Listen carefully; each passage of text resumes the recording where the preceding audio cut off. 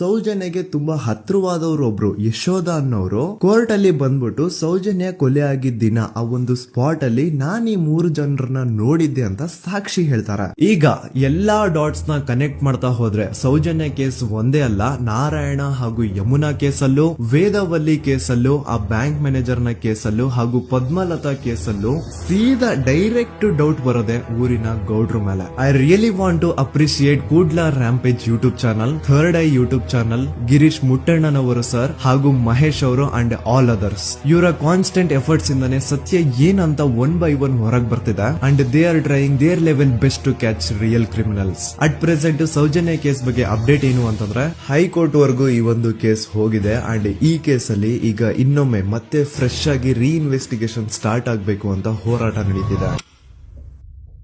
ಸದುತ ಪ್ರಜೆಗಳೇ, ಇದಾಗಿತ್ತು ಸೌಜನ್ಯ ಕೇಸ್ ಬಗ್ಗೆ ನಮ್ಮ ಒಂದು ಡೀಟೇಲ್ಡ್ ವಿಡಿಯೋ. ಈ